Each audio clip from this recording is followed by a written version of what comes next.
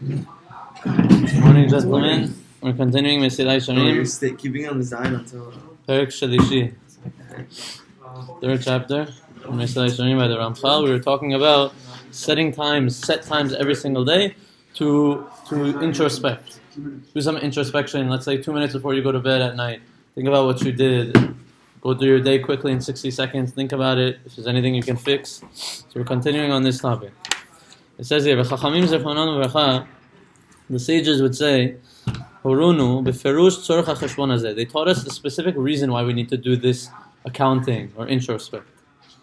Is what the Gemara says. It says when it talks about these moshelim, it says come and do this cheshbon, come and do this introspection. What does this mean? Those who rule, those people who rule over their evil inclinations would say, let's come and make an accounting of this world. What does this mean? Have said mitzvah keneged schara, weighing a mitzvah's loss against its profit. Right? Let's weigh right now. You're about to perform a mitzvah, but you're thinking, should I do it, should I not? So you weigh to yourself, if I do this mitzvah, what can I gain? If I don't do this mitzvah, what can I lose?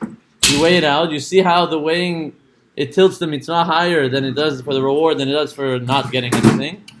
When you end up, come over here, let's put the tables together. When you end up, what ends up happening is you end up thinking to yourself, obviously I'm going to perform the mitzvah, why wouldn't I perform the mitzvah? So this is this introspection you need to do, he says. Yeah, but how do you weigh off reward if you don't know the reward? Okay, good. So now, one sec. And it sins profits against its loss. Meaning, if you understood what kind of reward HaKadosh Baruch Hu has prepared for each and every mitzvah, and what kind of punishment there's prepared for each and every sin, you would not even come close to sin, and you would be running towards reward. If that was the case. Obviously, that's not the reason why we do it, but if you were to know that in the back of your head, your decisions wouldn't even be a decision anymore. And I think that's one of the reasons why Hashem didn't. People ask, why doesn't Hashem tell us the reward for all the mitzvot? Why doesn't He tell us the punishment for all the sins? Why does He have to give us the free choice to perform? Why can't He just tell us, this is what you have to do, and that's it, no choice? The answer is, if He told us this is the reward, it would be so obvious that we have to do it, that we'd have no free choice. He wanted to give us an option to have free choice, so He gave us the option to choose between good and bad. And that's the decision making in this world. That's what we're trying to do. We need to do that introspection, that contemplation, to think about is what I'm about to do good, is what I'm about to do bad. Am I going to do more good by doing this or not so good by doing this? Right now when I'm going to the gym, what's my intention? Is it for the good, is it for the bad? Every single thing you do, you have that thought before you go in, 30 seconds before you go in, and you put that introspection, in mind, and you make the right decision always. Now you're saying, how do I know what the reward is for these things? Understand that Pirkei Avot says, you can gather up all of the pleasures in this world. It's not equivalent to 1 second in the world to come. Not 1 moment in the world to come. So you understand that reward in the world to come, the reward for all the mitzvot that we do is unbelievable. There's nothing comparable to it. So when you compare that reward to not performing the mitzvah, it's not even an option. When you go over to someone, let's say they're not putting on tefillin.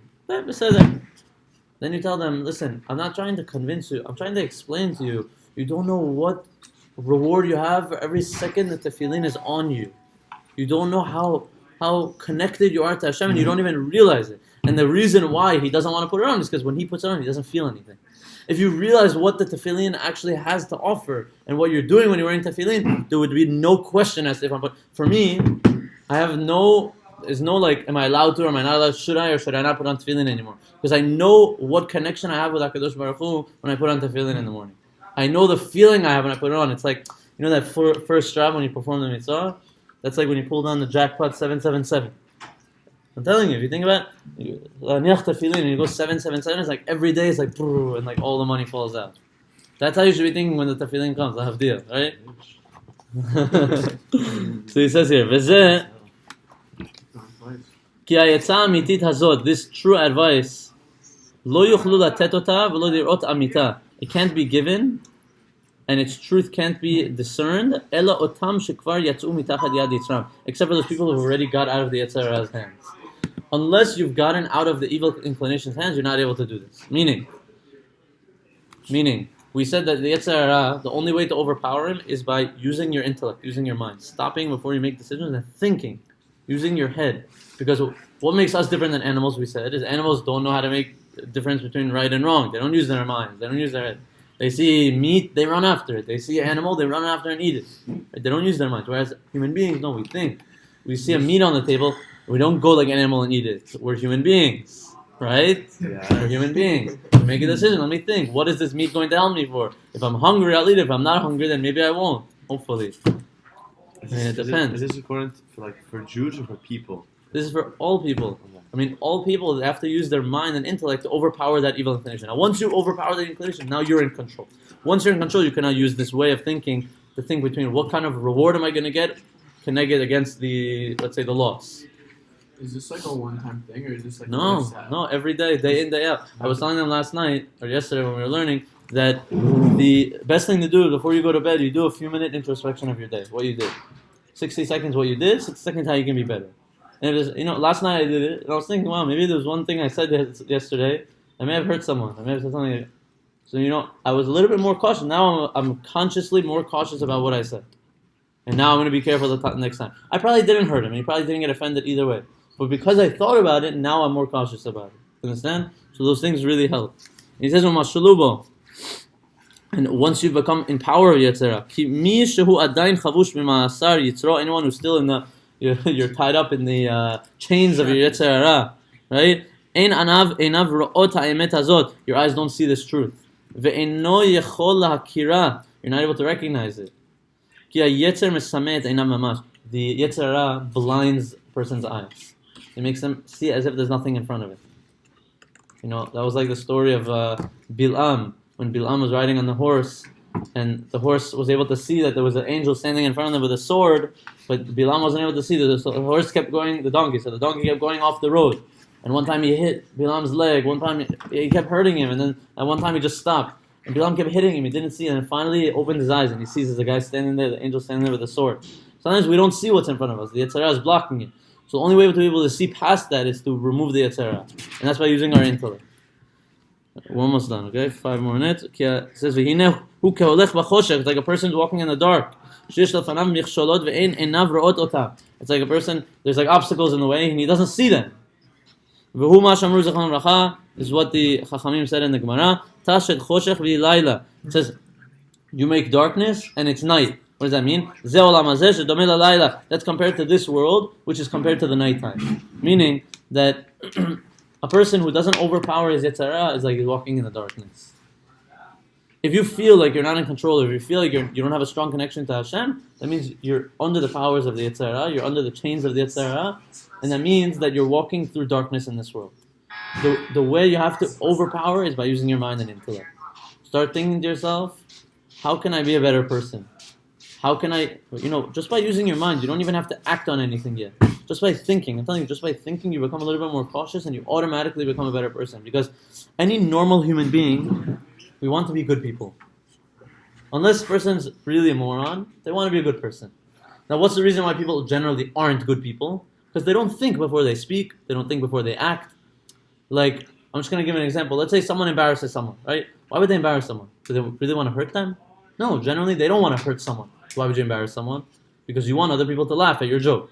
So is it worth making other people laugh at your joke just to put someone down? If you think about it, no. So why do people do it? Because they don't think about it. Make sense? No, if you think about it, it doesn't make sense. So next time you're about to embarrass someone, take that into mind. Why would I embarrass someone? Why would I put someone down? Or why would I talk bad about someone? The reason I want to do it is so I can get other people to laugh. Is it worth, would I want someone to do that to me? Is it worth talking bad about someone, even to their face, to put them down, so that I can get put up? Does that make sense? Really, no. It's just people don't think. And so that's the Yetzirah. That's how you overpower it, by thinking. If you think before you're about to say something that you have a doubt if it's right to say or not right to say, you'll overpower the Yetzirah and you'll be able to choose right from wrong. And not only that, once you have this concept in mind, you'll be able to feel really good about yourself for making that decision. Because you'll decide, I was about to say something bad, and I just held myself back. And you don't know how proud Hashem is when you do something like that. That's like saying, right now, let's say you're a father. Because Hashem, everyone should be fathers very soon. And you have, let's say, children. And you have 2 boys, right? And one's older than the other. And you see your older son always goes and hurts the younger one, puts him down, makes fun of him, punches him, beats him up. How does the father feel? Lo naim. It's like it hurts a little bit. Like, what am I supposed to do? And like, if you hurt the older son, the younger son, then the older son's gonna go and hit the younger son. Like, it doesn't. There's nothing you can do. So you try to teach him and educate him and talk to him. And that's how you can do it. But then you're just stuck there, and like he just continues hurting him and hurting him. And then finally you see he's about to go and hurt him, and then he says, "You know what?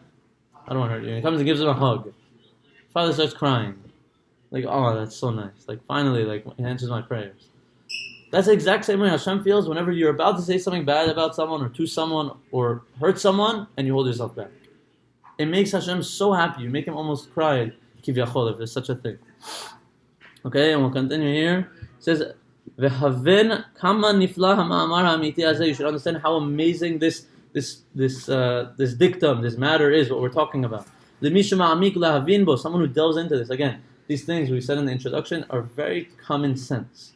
It's just a person needs to reiterate them, he needs to talk about them and discuss them to wake them up in their mind. We all know these things. He said that in the beginning. He's like, everything I wrote here are not chidushim. There's nothing new in this book. But he said, but it's things that people need to go over and over and over just to wake themselves up about so that they don't commit them. And he says, there's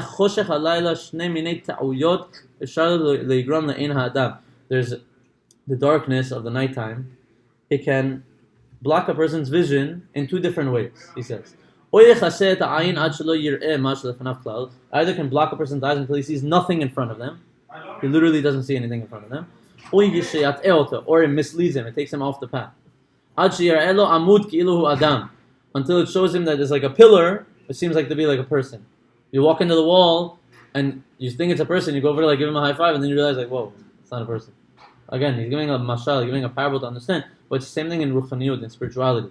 A person can literally, his eyes can be blocked, and he won't even realize it, and he literally will think this person, it's a person, but it's a wall. And we'll just finish here. So too the physicality and the physical things in this world. Those things are darkness of the nighttime to the mind. The darkness causes the person to make errors in two different ways. One, it doesn't let him see the pitfalls in his way, the things that are coming to hurt him. The foolish people, they walk with this confidence. They think that, oh yeah, they're full of themselves, and then they walk into a hole and they don't know what they're doing. And some people are so full of themselves, and then they realize what am I doing my whole life? Like, what wasted so much time. And he says, they fall into sin and they're lost without even realizing that there was cause to fear. They had something to fear. They didn't even realize. And this is how the pasuk says, it says the path of the wicked is like darkness. They don't know what's going to cause them to stumble. So I think the idea is, and we'll just finish with a few more lines. 1 second. The pasuk says also, a clever person sees evil and hides away from it, right? But the fools go on and end up being punished. A fool forges on and is confident. For the hearts of fool people are very strong, like a huge hole. And he finishes off, and they